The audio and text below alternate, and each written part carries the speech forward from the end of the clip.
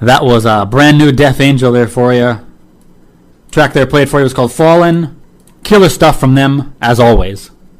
From the album The Dream Calls for Blood. Make sure you pick it up, courtesy of Nuclear Blast Records. I also played some from Excited before that as well. Long Live the Loud. The usual Canadian stuff here in Hard Beyond Driven. And speaking of Canadian, as promised, I have on the line with me from here in Toronto, Ontario, Canada, Miko Zoller from the Blackcloud Syndicate. Miko, how's it going?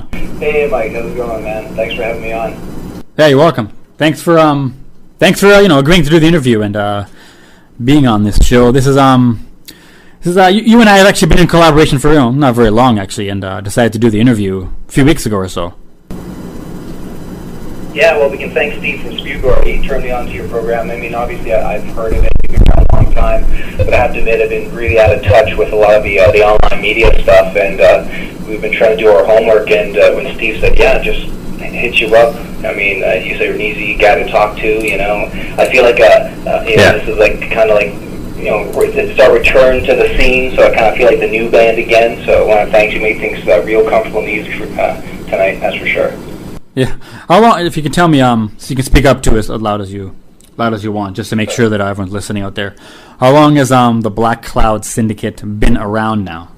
Technically, we got back together in 2006. Before that, in the 90s, we were a band called Absolute Zero. And with a few, member changes, we have Graham on guitar, who's been a long-time friend, and Sean Davidson, who's from Endless from back in the 90s as well. And we're just five friends that's doing our thing now, and I'd say when we really wanted to get together, we were just a four-piece with Graham on bass, and we decided to not let the date 666 go by, June 6th, 2006. So we were lucky enough to get a show together with my brother's band Maniac, Bukkake Catholic, and my other brother's band, Two Men Enter, One Man Leaves. So it was a great friends and family night at Sneaky D's. It was a good night to make our return as Absolute Zero, and then we announced the new band name, the Blackcloud Syndicate, kind of reflecting our change, in personnel as well as kind of attitude. We're all doing it for different reasons now too. Yeah, sounds cool. Yeah, you guys have quite a history. You guys go way back to You guys go back to when I started my show as well. That's why we have a history together, and we just found this out when we first started talking again. Yeah. No, it's the 90s was a great time in TO. A lot of good bands. We've been fortunate to be part of that scene.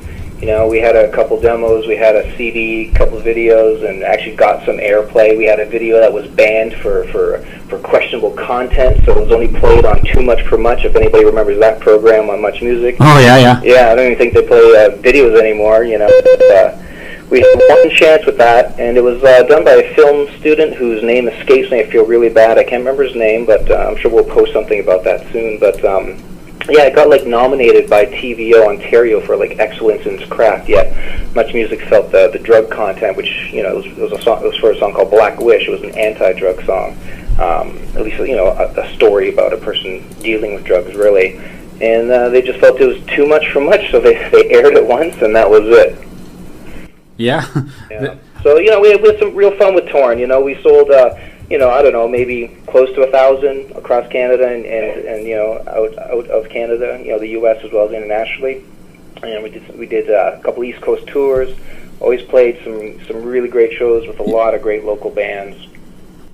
You said you were in Bukkake Catholic, is that what you said? What's that? You said you're in a band called Bukkake Catholic? No, when Absolute Zero made our return to the live stage with 666, we played with Bukkake Catholic. Oh, I see. Okay, yeah. Yeah. Maniac, Bukkake Catholic, and Two Men Enter, One Man Leaves. Okay, yeah. And Sneaky D's, yeah. I've heard of them all. That's why I asked. Yeah, it was a great night, especially for a Tuesday. I'm pretty sure it was a Tuesday.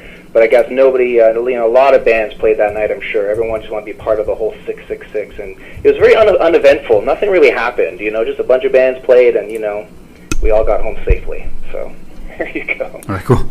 Hey, any chance you can speak up a little bit louder, man? Yeah, I'm trying, sure. Okay. Just got to make sure that it sounds okay to everyone out there. Yeah. All right, now you guys have an EP out right now, or at least is that something that's in the works right now? Yeah, the EP's out. You have, I think I sent you some tracks. It's out. It's available on Bandcamp. Go to our Facebook. You can go to our Bandcamp link. Real easy. Everyone knows how to do that now. 5 songs, 5 originals, and 1 cover. We do a cover of Billy Idol's "A Rebel Yell." Kind of punked it up a little bit more, believe it or not.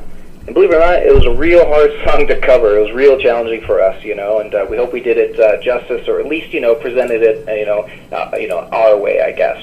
There's 2 ways to do a cover. What we always say is either you really pay tribute to it and you play it to a T, or you make it your own. Make sure that it doesn't suck. Oh yeah, cool. Yeah. What exactly? How many shows have you guys played actually as a band overall? Yeah, since 2006, we've been pretty consistent with at least 2 to 3 a year. We've had a couple hiatuses. Being at our age bracket now, we're obviously a little bit older now, and we've had some family members pass away. That's really affected the band, and again, coming back to being a band now, it really is about the love of the music. We don't really have any major goals and tours planned and whatnot. It's really just about 5 middle-aged men who should probably know better. That we get together, we jam, play to have fun. It's a great stress reliever, to kind of get away from the mundane. And we kind of found that, we're really having a lot of fun with this. And so when serious things happen, when life pops up and tells us, it's time to get back to reality, we tend to take a break and let people deal with what they have to deal with on a personal level, whether it's loss of a loved one or, getting married and spending time with loved ones there, So it's good and bad. It's all about reflecting life and its experiences at this point. Nice. Now, as we just said, you guys, how many members of the band goes back to, what was it, 1995 with you guys, with Absolute Zero and Endless? Oh, man. Yeah. I definitely want to do a shout-out to Ken James. He was, our rhythm guitarist. To Matt Finley, he was our bassist. So aside from those 2, there's myself, Glenn on drums, and Joe on lead guitar. That was the main core. We also had Jesse Makowitz as the second vocalist. We actually had 2 vocalists at one point. And then we parted ways with Jesse. He went on to join Bad Blood and whatnot later on, as well as some other really cool side projects. And we continued as a 5-piece for a while to about 95, and then we broke up. I moved out to BC. The boys continued on as Gutshot. And then when I got back in 2003, we get in touch. We got together, and as I said, we got together with Graham. Matt was there for a bit, on bass, and he split. And then we got Sean, who joined on bass, and then Graham split, and we're back to a 4-piece again.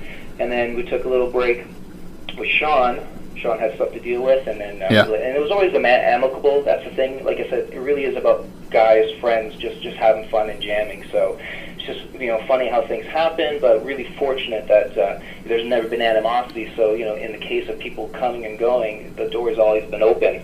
So finally, we had a shot with Matt again, and Matt left again, believe it or not. And then Sean came back with Graham. I think Graham was actually back in the band on rhythm. So we were finally a 5-piece for a fair amount of time where we can actually get stuff done. And thus finally, finishing off the new stuff and releasing the EP Raging Common. So believe it or not, that process took, almost 7 years, but it was a lot of off and on because, once again, we're just part-time rock stars, Yeah, you guys, quite a history, as you can see, I just mentioned before that. There's, I wanted to ask you also regarding the bands from the past, which, of course, I'm familiar with. How do you guys, like you say, Gutshot and Bad Blood, was it? Yeah, Jesse went on. I think he might have been something else. I could be wrong. But his most notable band was Bad Blood. They created a lot of waves, got a lot of attention. Real good band. Yeah, I've got one of their CDs as well. Oh yeah, for sure. I mean, yeah. They even had some offers of getting signed here and there. So they made their choices, but they definitely did what they felt was right for the band, and I commend them for it. Much like us at the end, we were true to the art, as best as humanly possible. We had some really weird offers in the past as well, but kind of bending to the will of, let's say a management company who comes up to you and says, we want you to be the next Korn or the Rage Against the Machine, and we're kind of like, but we're not. We're Absolute Zero, and we love those bands, and they're obviously influences, but obviously throughout the '90s, everyone just looked for the next best thing and tried to mold and tailor a lot of young bands to just be a bunch of copycats and doppelgangers, and it just wasn't us, The Blackcloud Syndicate is actually it's from what I can remember from Absolute Zero and your roots from the past. You guys things are quite different than it was back then for you as a band and all that. And why don't you describe what the Blackcloud Syndicate sounds like now, and why have things changed, and how have things changed musically for you over the years? Well, that's funny. I mean, yeah, we're different people. We're older. We've gone through different life-changing experiences, so that's changed us. Musically, as usual, I guess tastes change, but thankfully we haven't mellowed out, we haven't got to the point where we're going to create our Black Album, we're still angry, but we're just pissed off for different reasons now, whether it's because we have to pay a mortgage or pay a car payment or pay auto insurance, and make sure our kids have clothing, because most of us are parents now, etc. We're just angry for different things. We're angry at the way the world's been going, and even though here in Canada we're pretty lucky, we're still sheltered. We still have a standard that is slowly being dropped, year by year. So as adults, we're on a different level of rage, a different level of anger. So compared to back then, once again, I think the only difference is that we had goals, we had things we were willing to do, at a moment's notice we can go play a show. Now it's more about being lucky enough to be consistent with rehearsals, getting together and play, even though it is just for fun, we do try to have a bit of structure and, get through a set or whatever, and then have some fun jamming and playing a few problem songs or whatever, and hopefully writing. And as I said, the process in creating Rage in Common took a while because of all those things, of trying to get organized and just get things done. We used to jam 2-3 times a week. Now it's once a week if we're lucky for 2 hours. Yeah, as long as you guys are able to still do what you're doing, all that. Sure. And I guess I said it before, but it comes back down to just now we actually really enjoy what we do. There's no pressure. We don't have anyone to impress except for our friends and family, of course, just to let them know, hey, we're not that bad, because a lot of our friends and family actually don't like metal or aren't really into metal. Yeah. A small handful that do, and it's great, and we really value their opinions. And so far, they've been so kind to us, and new friends as well. And even back to what you're saying with the history, it surprises me when I bump into people and they go, oh yeah, I remember Absolute Zero, and we'll talk about it, and they'll talk about when they bought the CD, and I'm just like, wow, that's amazing, that people actually remember us. It feels good, that we at least made even as minimal, of an impact to the scene as possible. We've seen a lot of good bands come and go in this city, and it's surprising that we didn't create. If it wasn't us, it should have been someone else that should have, got signed and actually made it big, and actually can make a living out of it and tour, for forever, yeah. until they physically can't do it anymore.